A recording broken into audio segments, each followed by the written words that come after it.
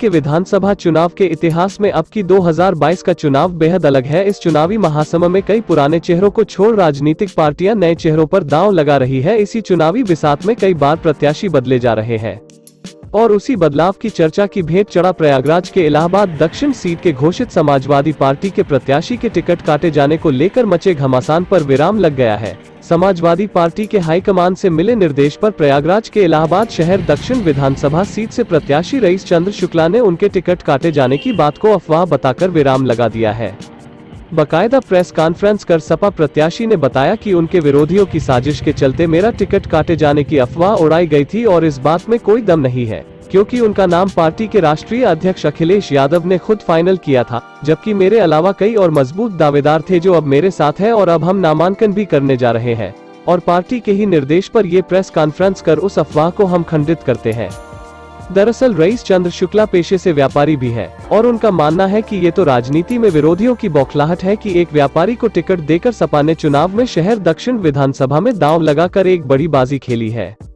सपा प्रत्याशी रईस चंद्र शुक्ला इलाहाबाद के दक्षिण विधानसभा से वर्तमान विधायक को आड़े हाथों लेते हुए बोले कि वर्तमान विधायक बीजेपी की सरकार में कैबिनेट मंत्री है और वो भी एक व्यापारी होते हुए भी निजी स्वार्थ छोड़कर किसी के लिए कुछ नहीं किए और अब की के चुनाव में किसान और व्यापारियों के मुद्दे हावी रहेंगे, क्योंकि इन्हीं मुद्दों के दम पर वे चुनाव लड़ रहे हैं और जिनको पूरा करना मेरा पहला कदम होगा। उनका ये भी कहना है कि योगी सरकार में मंत्री रहे वर्तमान विधायक ने क्षेत्र के लिए कोई काम नहीं किया, यहाँ तक कि खुद व्यापारी होकर व्यापारियों के हित में भी कुछ काम नहीं किया। उन्होंने क्षेत्र में सिर्फ मनमानी की है और जब चाहो जिसका घर पुतवा दो, क्योंकि साहब मंत्री है, जनता सब जानती है, उसका भी वक्त आता है और इसी बात को लेकर जनता खिलाफत में उतर आई है। और जबकि समूचा दक्षिण विधानसभा क्षेत्र उद्योग व थोक व्यापारियों का और औद्योगिक क्षेत्र है, जिसकी वजह से सभी व्यापारी वर्ग निराश है। आज भले ही मंत्री जी जनता के बीच जा रहे हैं, उनके काम में हाथ बटा रहे हैं और फोटो खिंचवा रहे हैं, लेकिन सबने बदलाव ठान लिया है।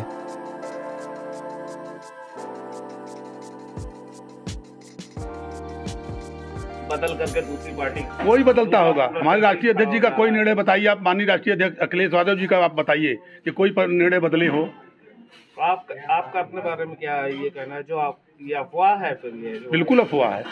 क्यों अफवाह फैला रहे हैं लोग? किसी का विरोधियों का ये वो है। किस वजह से, क्या कारण? अरे उनको अफवाह, वो डर रहे हैं। बात नंदी जी आप तो खुद ही कर रहे हैं। नंदी नाम विश्वास का 5 साल तो लोगों ने विश्वास किया। नंदी ने क्या किया आप बताइए ना। आप नंदी की बात करते, 5 साल लोगों ने विश्वास तो किया। हाँ, एक काम कर दिया, किसी का जबरदस्ती मकान पुतवा दिया, किसी का मकान गिरवा दिया, किसी का कुछ कर दिया। ये 5 साल तक कहाँ दिखाई दिए थे? जब वो जान लिए कि मेरी लोग पिता गिर चुकी है, हमारा विश्वास लोगों को हमारे ऊपर से उठ गया है, तो पकौड़ी काट रहे हैं, कहीं जलेबी खा रहे हैं, बढ़ा रहे हैं, कहीं वो कुछ बना रहे हैं, कहीं कुछ कर रहे हैं, कहीं आलू खरीद रहे हैं, कहीं सब्जी खरीदवा दे रहे हैं। लोकप्रियता इससे नहीं बढ़ेगी। लोकप्रियता जो गिरनी थी वो गिर गई, अब लोकप्रियता नहीं बढ़ेगी। तो आप कैसे अपनी लोकप्रियता हमारी लोकप्रियता के बारे में मैं तो बता रहा हूँ। एक एक बच्चे से पूछे, मैं लोकप्रियता के बारे में बता देगा। एक एक बार से बच्चों से पूछिए। मैं बता तो रहा हूँ, मैं पैसा लूटने नहीं आया हूँ, मैं पैसा खर्च करने आया हूँ, न किसी से मांगने आया हूँ। पहले सबसे पहले पार्किंग की व्यवस्था हमारे किसी एक भाई ने बताया, सबसे पहले 250 गाड़ी की पार्किंग मेरे पास बन रही है, नक्शा पास है मेरा। हमको वादा नहीं करना है। कितने दिन से वादा किया है? आपने अभी कहा नंदी ने कहाँ पार्किंग बनाने के लिए कहा था। कितने दिन से लोगों ने कहा है। इनकी केंद्र में सरकार, प्रदेश में इनकी सरकार, काम तो कुछ करना नहीं, घोषणा करना है। मैं रहने वाला मेजा का हूँ। उसके बाद मैं यहाँ इलाहाबाद में बहुत दिनों से रह रहा हूँ। बालसन पर मेरा मकान है, पंडित जवाहरलाल नेहरू रोड पे। और मैं एक किसान का बेटा था।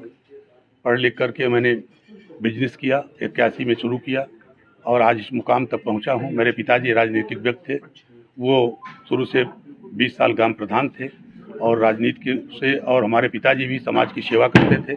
हमारी अपनी एक सोच है हमारे विषय में। मैं मुसलमान हो चाहे हिंदू हो, चाहे कोई मुसलमान हो चाहे कोई हो, सबको बच्चों की पढ़ाई में जो मुझसे हो सकता है, वो ऊपर वाला माफ़ करे मुझे, सब जिससे हो सकता है उतना पैसा मैं देता हूँ। लोग पढ़ के आते हैं मेरे पास। आप ऐसे लोगों को पाएंगे 150 लोगों को जिन्होंने इंजीनियर और कुछ अच्छी पोस्ट पर होकर आते हैं। भैया आपके वजह से इंजीनियर हो गए, आपके वजह से, तो वो ऊपर वाला करता है, मेरे बस का नहीं है। लेकिन मैं जो कर रहा हूँ वो बहुत अच्छा काम कर रहा हूँ। हमको संतुष्टि है। हमको नहीं है कि पकौड़ी काटेंगे तब लोग मेरा विश्वास करेंगे। जलेबी खरीदेंगे तब हमको विश्वास करेंगे। कुछ नहीं, हमको कुछ नहीं करना है। हमको जनता के बीच में जाना है, हमको बताना है कि देख हम क्या हैं, ये बताना है मुझे। मेरे राष्ट्रीय अध्यक्ष जी की नीतियाँ क्या हैं, ये बताना है मुझे।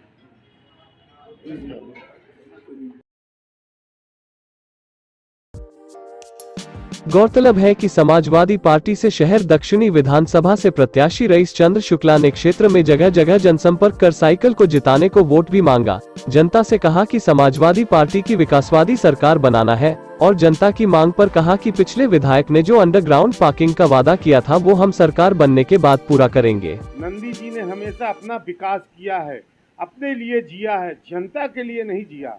जनता के लिए विकास नहीं किया, ना जनता का कोई काम किया है, केवल अपना विकास किया है। आज जितनी उन्नति विकास नंदी जी का देख रहे हैं, व्यापार में हो चाहे उनके विषय में हो, सब उन्नति उन्होंने अपने पर्सनल हित में किया। अब हमारे राष्ट्रीय नेतृत्व को लगा कि एक बैस बिरादरी का जो दूसरा प्रत्याशी है तो ब्राह्मण चेहरे को दिया जाए, तो एक ब्राह्मण चेहरे को व्यापारी शरीफ माननीय रईस शुक्ला जी को दिया गया है। लेकिन हमारे राष्ट्रीय अध्यक्ष जी का जो आदेश हो गया है, जो हमारी पार्टी का आदेश हो गया, हम लोग समाजवादी लोग हैं, कोई विरोध नहीं, कोई कुछ नहीं। जिस दिन इनका टिकट हुआ इनके साथ हम खड़े हो गए रईस शुक्ला जी के साथ और जिताने का पूरा कार्य करेंगे। अब आगे महापौर का जो है चुनाव आ रहा है, उसमें भी कोशिश करेंगे कि जब राष्ट्रीय नेतृत्व हमको समझेगा कि हाँ ये चुनाव लड़ेंगे, अच्छा लड़ेंगे, हमारे पर भरोसा करेंगे, तो फिर हम चुनाव लड़ेंगे और जीत कर देंगे। बहरहाल ये तो तय है कि अब की यूपी का 2022 का विधानसभा चुनाव किसी व्यक्ति या किसी पार्टी के नाम पर नहीं रह गया है, बल्कि मुद्दों के नाम पर वोट की भेंट चढ़ गया है और अब की वोट मुद्दों के दम पर होंगे। अब देखना ये होगा कि बीजेपी के दमदार प्रत्याशी के आगे सपा प्रत्याशी जनता के मुद्दों को लेकर चुनाव में जीत कितनी आसान होगी। हमारी यूपी के विधानसभा चुनाव से जुड़ी हर स्पेशल ग्राउंड रिपोर्ट के लिए देखते रहिए सबसे तेज न्यूज। हमारे चैनल को सब्सक्राइब और लाइक करना ना भूलें।